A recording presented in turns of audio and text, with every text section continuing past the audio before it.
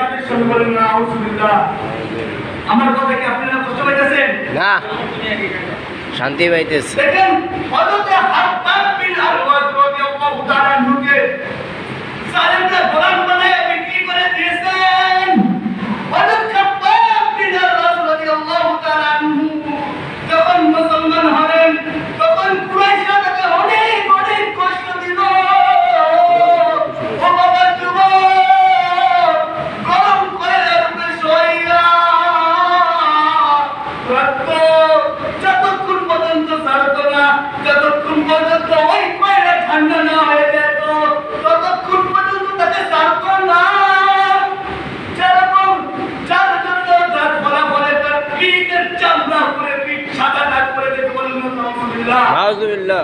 দেখেন কত বড় নিষ্ঠুর মানুষ, যে মানুষকে আল্লাহ তাআলা সৃষ্টি করেছেন সেই মানুষ আজ আল্লাহ তাআলা কে ভুলে আল্লাহ তাআলা এই মানুষকে কিভাবে কষ্ট দেয়। এ মানুষ মনে রাখবা, তোমাকে ওই আল্লাহ তাআলা সৃষ্টি করেছে, আমাকে ওই আল্লাহ তাআলা সৃষ্টি করেছে। তুমি কখনো মানুষের সাথে খারাপ ব্যবহার করবে না। যেমন ওই কাফেররা হযরত হাব্বাব বিন আল-ওয়াদ রাদিয়াল্লাহু তাআলা আনহুর সাথে খারাপ ব্যবহার করেছিল। এই কারণে হাব্বাব বিন আল-ওয়াদ রাদিয়াল্লাহু তাআলা আনহু অনেক কষ্ট পেয়েছেন এবং কি তার কষ্টে তিনি কাঁদছেন এবং কি আল্লাহ তাআলার সন্তুষ্টির দিক থেকে পাওয়ার মানে বলেন সুবহানাল্লাহ। দেখেন ইতিহাসে আছে যে হযরত ইয়াসির রাদিয়াল্লাহু তাআলা আনহু তিনি ইসলাম গ্রহণের আগে একজন বীর পুরুষ ছিলেন। কি ছিলেন? বীর পুরুষ। একজন বীর পুরুষ ছিলেন। বীর যখন পুরুষ। ইসলাম গ্রহণ করলেন তখন হযরত ইয়াসির রাদিয়াল্লাহু তাআলা আনহুকে আবু জেহেল মারতে মারতে অনেক কষ্ট দিয়েছেন। কি করছেন? কষ্ট দিছে। অনেক কষ্ট দিয়েছেন, যার কারণে হযরত ইয়াসির রাদিয়াল্লাহু তাআলা আনহু বেহুশ হয়ে গেছেন। কি হয়ে গেছেন? বেহুশ হয়ে গেছেন। তবুও সেই লোক আল্লাহ তাআলার এই সত্য ধর্ম থেকে একবার এদিক ওদিক করে নাই। কি করে নাই? একবার এদিক ওদিক করে নাই। হ্যাঁ, এমনি ই করে টান দেন, ভালো করে লাগাইলেন।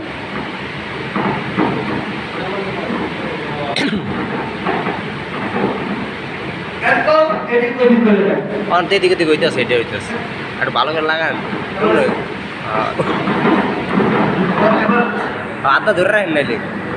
একবার এদিক ওদিক করে নাই। তখন হযরত ইয়াসির রাদিয়াল্লাহু তাআলা আনহুর পিতা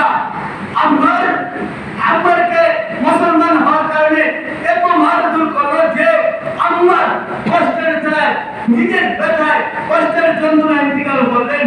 হযরত তার মাতা হযরত সুমাইয়া রাদিয়াল্লাহু তাআলা আনহাকে মুসলমান হওয়ার কারণে এত কষ্ট দিল যে হযরত সুমাইয়া রাদিয়াল্লাহু তাআলা আনহা মুসলমান হওয়ার কারণে তাকে আবু জেহেল তীর মারতে মারতে শহীদ করে দিতে বলেন সুবহানাল্লাহ। আপনারা বলেন তো এই মুসলমানদের দাম আছে পৃথিবীতে? না নাই। মুসলমানদের দাম হাজারো কোটি লক্ষ বৃদ্ধি করলেও মুসলমানদের দামের সহিত কোনো দাম হবে না। আচ্ছা, আপনাদের সামনে আমি দুটি কথা বলবো। দেখেন বাংলাদেশে কিছু জিনিস আছে যারা মুসলিম হলেও মুসলমানদের লেবাসদারি করে কিন্তু তারা আসলে মুসলমান না। কারা বলতে পারেন? কাদিয়ানি। কাদিয়ানি কি? আল্লাহর নবী হাদিস শরীফে বলেছেন আনা খাতামুন নবিয়িনা লা নবিয়্যা বাদি। আনা খাতামুন নবিয়িনা লা নবিয়্যা বাদি। আমি শেষ নবী, আমার পর আর কোন নবী আসবে না। স্পষ্ট হাদিসের দলিল, আমি শেষ নবী, আমার পর আর কোন নবী আসবে না। কাদিয়ানির আল্লাহ মানে সবকিছু মানে, কিন্তু আল্লাহ তাআলার নবীকে মানে না। তারা কি মুসলমান থাকবে? না, তারা কখনো মুসলমান থাকবে না। যুবক ভাই, এই জন্য আমাদের সতর্ক থাকতে হবে। আরো কিছু বাংলাদেশে ভেদ্যা বেরিয়েছে, যেই ভেদ্যার দ্বারা আমাদের অনেকে ঈমান নষ্ট হয়ে যাবে। যেমন আহলে ওয়াল জামাত সুন্নি কিছু ভালো আলেম আছে যারা নাকি নবীর সুন্নাত নামে মিলাদুন নবী এর 12 রবিউল আউয়াল মাসে মিলাদুন নবী পালন করে। আচ্ছা, আপনাদেরকে আমি একটা প্রশ্ন জিজ্ঞাসা, যে এটা তো রবিউল আপনি ধরেন এই মাসে জন্মগ্রহণ করছেন এবং এই মাসে এই দিনে যে দিনে জন্মগ্রহণ করছেন এই দিনে মৃত্যুবরণ করছেন, তাহলে আপনার প্রতিবেশী কি আপনার মৃত্যুটা নিয়ে বেশি কাঁদবে নাকি জন্মটা নিয়ে বেশি কাঁদবে? মৃত্যু। আপনার মৃত্যুটাকে নিয়ে বেশি কাঁদবে, কারণ মৃত্যু হতো মানুষকে কাঁদানো, মৃত্যু দাও মানুষটিকে চিরতর আলাদা করে দেয়। আর জন্ম হলো সুসংবাদ, জন্ম তাকে সারা বছর দেখতে হবে, আল্লাহ তাআলা যদি বাঁচে থাকে তাহলে সারা সপ্তাহ দেখতে হবে। কিন্তু মৃত্যুটা এমন একটা জিনিস, কোনো না চিন্তায় কত মানুষ যারা প্রত্যেকটি প্রাণীর মৃত্যুবরণ করতে হবে এবং মৃত্যুর পর কেউ আর দুনিয়ায় ফিরে আসবে না, বলুন সুবহানাল্লাহ। এই জন্য ওই সমস্ত মানুষদেরকে বলতে চাই মৃত্যু নিয়ে বেশি খেলাধুলা করবে, কিন্তু আর সুন্নি আহলে বন্ধ জামাত যারা সুন্নি জামাত দাবি করছেন তারা নবী সাল্লাল্লাহু আলাইহি ওয়াসাল্লামের সুন্নতকে মানে জন্ম নিয়ে কেন্দ্র করে ঈদে মিলাদুন নবী পালন করে, বলেন না নাউজুবিল্লাহ। আচ্ছা, আরো একটা প্রশ্ন করেন, নবী করিম সাল্লাল্লাহু আলাইহি ওয়াসাল্লামের জন্মের ব্যাপারে জন্ম তারিখের ব্যাপারে ইখতিলাফ রয়েছে, কিন্তু মৃত্যুর তারিখের ব্যাপারে কোনো ইখতিলাফ হয়নি। আর নবী করিম সাল্লাল্লাহু আলাইহি ওয়াসাল্লামের জন্ম ৮ অথবা ১২ রবিউল আউয়াল, কিন্তু মৃত্যু ঠিক ১২ রবিউল আউয়াল। তাহলে আপনি কিভাবে আদায় করলেন যে এই দিনে নবী করিম সাল্লাল্লাহু আলাইহি ওয়াসাল্লামের জন্য? আর নবী করিম সাল্লাল্লাহু আলাইহি ওয়াসাল্লামের জন্ম নিয়ে যে সমস্ত শিরকি কুফরি ভণ্ডামি শুরু করছে, যেমন কথা নাচ গান সিনেমা মাজারে বেচতে শুরু করছে, তা কখনো মুসলমান মেনে নিতে পারে না। এই জন্য সতর্ক হতে হবে ইনশাআল্লাহ। এখন আসছি আমরা আমলের বিষয়ে কথা বলি। কিসের বিষয়? আমলের বিষয়। হুব্বুদ দুনিয়া রাসু কুল্লি খাতিয়া, হুব্বুদ দুনিয়া রাসু কুল্লি খাতিয়া, দুনিয়ার মুহাব্বত সমস্ত গুনাহের মূল। দুনিয়ার মুহাব্বত যত আপনি ত্যাগ করতে পারবেন তত আপনি আখিরাত লাভ করতে পারবেন। অর্থাৎ এই যুবক ভাইরা, আমি এই মসজিদে আল্লাহ তাআলা এবং তার রাসূলের পরিচয় দিয়ে গেছি, হয়তো আপনারা অনেকেই ছিলেন, আপনারা অনেকেই মনে ছিল যে আল্লাহ তাআলা এবং তার রাসূলের পরিচয় আমি দিয়েছি। আল্লাহ তাআলা এক, আল্লাহ তাআলা সাথে আর কাউকে শিরক করা যাবে না। আল্লাহ তাআলা তিনি ওয়াজিবুল উজুদ, তিনি তার অস্তিত্ব অসম্ভব, তার নিষিদ্ধ হওয়ার অসম্ভব। যেহেতু আল্লাহ তাআলা ওয়াজিবুল উজুদ, ওয়াজিবুল উজুদ কে হতে পারে যার অস্তিত্ব তিনি নিজেই আনতে পারে, তার অস্তিত্ব হওয়া অসম্ভব তাকে ওয়াজিবুল উজুদ বলে। এই জন্য আল্লাহ তাআলার উপরে বিশ্বাস রাখতে হবে, দুনিয়ার মুহাব্বত করতে হবে, বুঝতে হবে আল্লাহ তাআলা আমাদের সবকিছু শোনেন। দেখেন কিতাবের মধ্যে আসছে যে সিফাতে সাম ও বাসার, সিফাতে সাম দ্বারা আল্লাহ তাআলা সমস্ত কিছু শুনেন, বাসার দ্বারা আল্লাহ তাআলা সমস্ত কিছু দেখেন। অর্থাৎ আল্লাহ তাআলা হালকা থেকে হালকা আওয়াজও আল্লাহ তাআলা শুনেন, ছোট থেকে ছোট জিনিসও আল্লাহ তাআলা দেখেন। সিফাতে ইলম আসতে হবে। সিফাতে ইলম দ্বারা কি বোঝায়? সিফাতে ইলম দ্বারা বোঝায় যে আল্লাহ তাআলা পৃথিবীর সমস্ত জিনিস জানেন, তা ছোট হোক তা বড় হোক, যা যে জিনিস অস্তিত্ব আহার পূর্বে কি হবে না হবে সব আল্লাহ তাআলা জানেন। সুবহানাল্লাহ। আল্লাহ তাআলা কি পৃথিবীতে এমন কোন জিনিস আছে যা আল্লাহ তাআলা জানে না? সবাই জানেন। সবাই জানেন কি ভাই? সবাই জানেন, আল্লাহ তাআলা সবাই জানেন। আচ্ছা, আল্লাহ তাআলা আমাদেরকে এই দুনিয়ায় পাঠিয়েছেন কিসের জন্য? আমল করার জন্য। কিসের জন্য? ইবাদতের জন্য, আমল করার জন্য।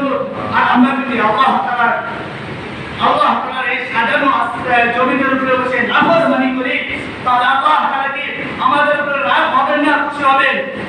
রাগ হবেন। আপনারা কি ঘুমাইতেছেন না? এই যে একজন ঘুমাইতেছে, এই যে ঘুমাইতেছে। কথা বলা ভালো না। মেহমান যদি বেড়াইতে আসে আর মেজবান যদি কথা না বলে ভাল লাগবে তাহলে কি মেজবানের আপ্যায়ন করা হয়? না। কখনো না। আর আপনারা মনে ভাবছেন যে তিনি তো আমাদের বিরল মেহমান, এরা আপ্যায়ন এটা হলো অনেকে আপনার। আমি এখানে আরো 2-3 সপ্তাহ জমা করে এসেছি। হ্যাঁ হ্যাঁ।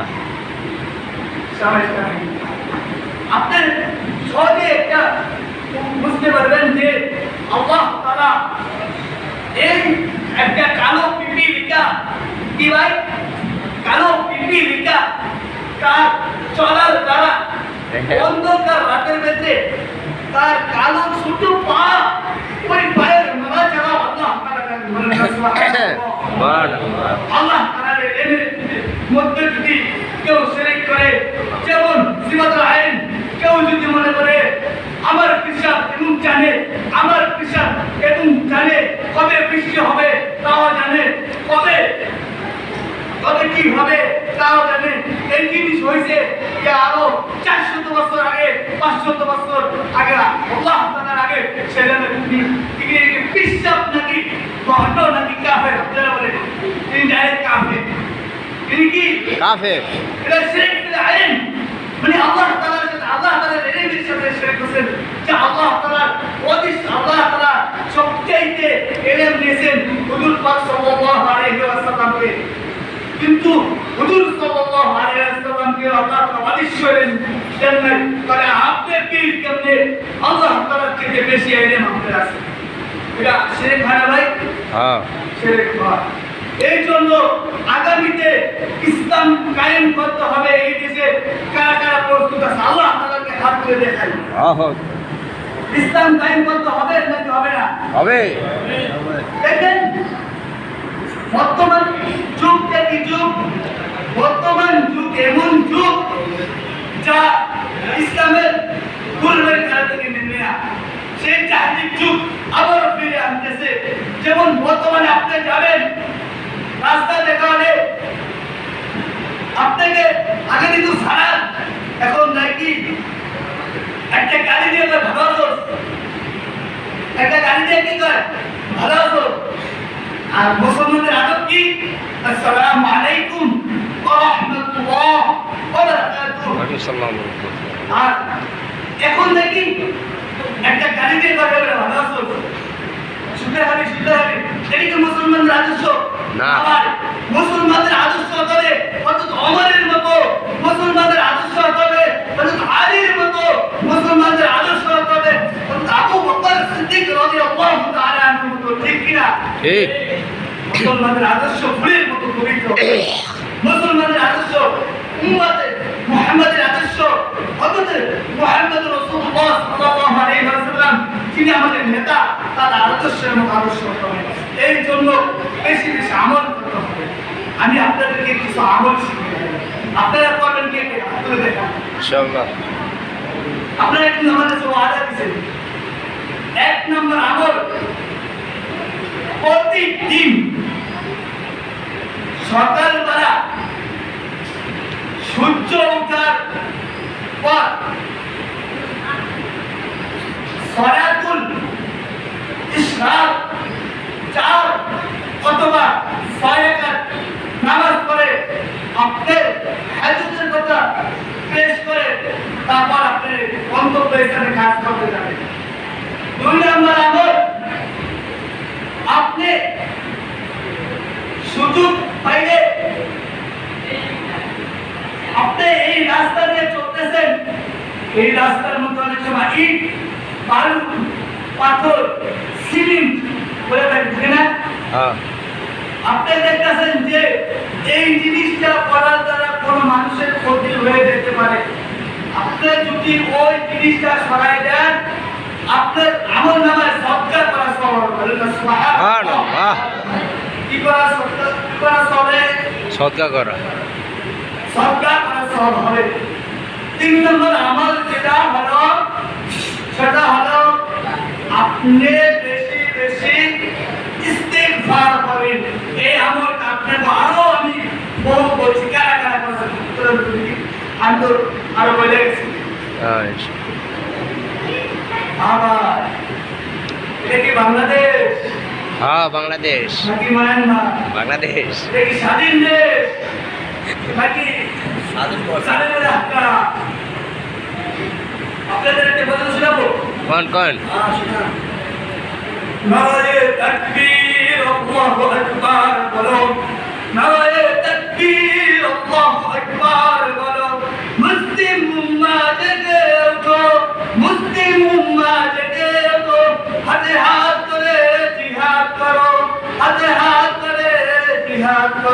হাতে হাত ধরে জিহাদ করো ইসলামী শাসন কায়েম করো ইসলামী শাসন কায়েম করো ইসলামী শাসন কায়েম করো ছাড়বো না রাজনীতি করবো না দুর্নীতি জুলুমকে বিদায় দিব জুলুমকে বিদায় দিব জুলুমকে বিদায় দিব কালিমার পতাকা উড়াবো কালিমার পতাকা উড়াবো অত্যাচারের লৌহ কপাট ভেঙে দেবো ও অত্যাচারের লৌহ কপাট ভেঙে দেবো নারে তাকবীর আল্লাহু আকবার বলো নারে তাকবীর আল্লাহু আকবার বলো মুসলিম উম্মাহ জেগে ওঠো মুসলিম উম্মাহ জেগে ওঠো হাতে হাত রেখে জিহাদ করো হাতে হাত রেখে জিহাদ করো হাতে হাত রেখে জিহাদ করো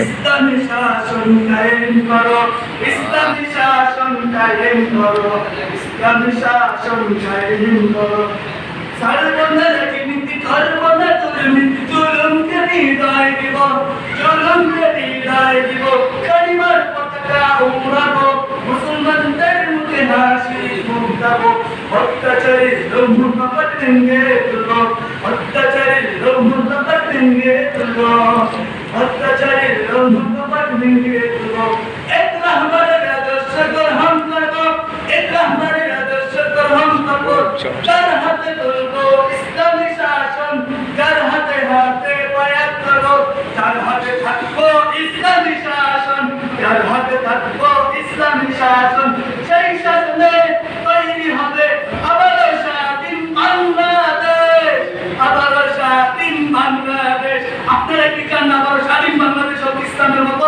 ইনশাআল্লাহ এই জন্য যত আমল করবেন তত ইসলামী শাসন বৃদ্ধি হবে এই জন্য কে কে আল্লাহ তাআলার জন্য একবার আমল করবে পারবো না ইনশাআল্লাহ ইনশাআল্লাহ এবার পরে গুনাহ থেকে বাঁচার জন্য আহ্বান জানাই এক নম্বর গুনাহ হলো সমস্ত গুনাহ থেকে বাঁচে থাকতে হবে কিন্তু এর মধ্যে কিছু গুনাহ আমাদের এমন পর্যায়ে নিয়ে যায় যে জাহান্নাম সারা আমাদের উপায় নেই এক নম্বর গুনাহ কি শিরক শিরক অনেক বিভাগ আছে যেমন ধরেন আপনি এই মসজিদে আসেন নামাজ পড়তে কি করতেন নামাজ পড়তে আপনি যদি এখন কোন আরে মসজিদে এসে বসেন আর ধরেন আপনি বাসায় থেকে বাবা মসজিদে নামাজ পড়তে না আল্লাহ তাআলা আপনি মসজিদে নামাজ পড়তে আসেন এখন যদি মসজিদে ভাই অনেক কষ্ট করে মসজিদে এসে অনেক ছুটি করে মসজিদে তাহলে এই কথাটা আপনার কি শিরক এই কথাটা কি আপনার শিরক আপনি যদি কোনো ফকিরের কাছে বা কোনো জিনিসের বড়দের কাছে হাত দেখে বলেন যে আমার সামনে ভবিষ্যতে কি কি হবে এই জিনিসটা যেন আপনার শিরক এর অদৃশ্যের মালিককে আল্লাহ আল্লাহ আল্লাহ তাআলাকে অদৃশ্যের জানে না জোরে আওয়াজ দিয়ে বলেন জানে জানে না এই কথাটাও শিরক হবে আরো ইনশাআল্লাহ বলবো আর দুইটা গুনাহ কথা বলে টাকনু এই যে টাকনু গিরা এই গিরার নিচে থেকে পায়জামা বা লুঙ্গি পরিধান করবেন না ঠিক আছে না ভাই হ্যাঁ এই গিরার নিচে থেকে পায়জামা বা লুঙ্গি পরিধান করবেন না দুই নম্বর হলো এমন গুনাহ কেউ পিতা মাতা আপনার পিতা মাতা আপনার দ্বারা যিনি উফ শব্দটা ব্যবহার না করে মুসলমান সাবধান এটা সেই বাংলাদেশ না এটা হাজি শরীয়তুল্লাহ বাংলাদেশ এটা আবু জেহেলের বাংলাদেশ না এটা পীর দুনিয়া রহমতুল্লাহ বাংলাদেশ এটা আল্লামা আজিজুল হক রহমতুল্লাহ বাংলাদেশ এটা মাওলানা জালালউদ্দিন আহমেদের বাংলাদেশ এটা আল্লামা মামুনুল হক সাহেবের বাংলাদেশ সাবধান তোমার মা বাবাকে কষ্ট দিও না কোনো আলেমকে কষ্ট দিও না কোনো প্রতিবেশীকে কষ্ট দিও না আমার খোদার তো আহ্বান থাকবে আল্লাহ তাআলা কোরআন মাজিদে বলেন وَقَضَى رَبُّكَ أَلَّا تَعْبُدُوا إِلَّا إِيَّاهُ وَبِالْوَالِدَيْنِ إِحْسَانًا হে মানব জাতি তোমরা তোমার পিতামাতার সাথে সৎ আচরণ করবা এমন আচরণ করবা যা তারা তোমার পিতা মাতা কোন শব্দটা পর্যন্ত কষ্ট মানে না পাচ্ছে সুবহানাল্লাহ। পিতা মাতার সব আচার নিতে না যাচ্ছে। ইনশাআল্লাহ। এবার লাস্ট হচ্ছে আমার হাতে ওয়াদা দিতে হবে কারা কারা এই আল্লাহর নবীর সুন্নাত দাড়ি রাখতে রাজি আছে, কোনো সময় দাড়ি কাটতে পারবে না। কে কে একজন মানুষ চাই ইনশাআল্লাহ। আলহামদুলিল্লাহ। আইডি নাই দেখবো কি ঘটনা শুনাইলাম তোমাদের। সাহাবারা কত কষ্ট করছে। আমি তো আজকে লোক কালেকশন করার জন্য, আমি আজকে তো পান করার জন্য না, আমি আজকে আল্লাহ তাআলার জন্য লোক কালেকশন করবার জন্য। আর কেউ নাই। দাড়িকে আমার কি খারাপ দেখা যায়? ভালো। তো আপনারা কেন দাঁড়িয়ে রাখতে পারবেন না? আসবেন তো ইনশাআল্লাহ। ইনশাআল্লাহ। এবার আসি আমাদের জন্য কালেকশন করব। এই এলাকার চাই প্রত্যেকটি মুসলমান নরনারী নামাজ পড়ে। কে আছে যে যত কষ্ট হোক নামাজ ছাড়ো না? একজন হাত তুলে দেখেন। হ্যাঁ, বৃদ্ধ বাবারা কি নামাজ ছেড়ে দিবেন? সবাই হাত তুলে দেখায়। ইনশাআল্লাহ। চেষ্টা করতে হবে, চেষ্টা করতে হবে। আলহামদুলিল্লাহ, আমি অনেক খুশি হয়েছি। আমার আশা করে সফল হয়েছে। আপনারা আমাকে অনেক খুশি হয়েছে। সবচেয়ে বড় আপনারা আপনার মালিককে ওই আল্লাহ তাআলাকে খুশি হয়েছে। বলেন না সুবহানাল্লাহ। সুবহানাল্লাহ। সবাই রাজি আছেন? মসজিদের কালেকশন হবে না? হ্যাঁ।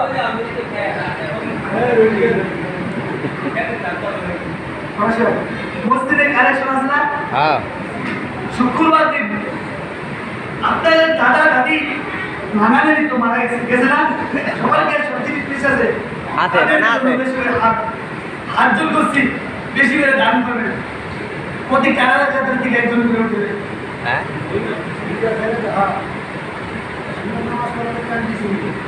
শুনুন যে মসজিদের কালেকশন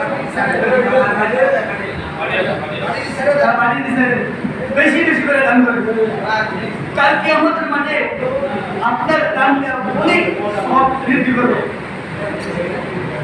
হুজুর, অফ করে দিব, অফ করে দিন।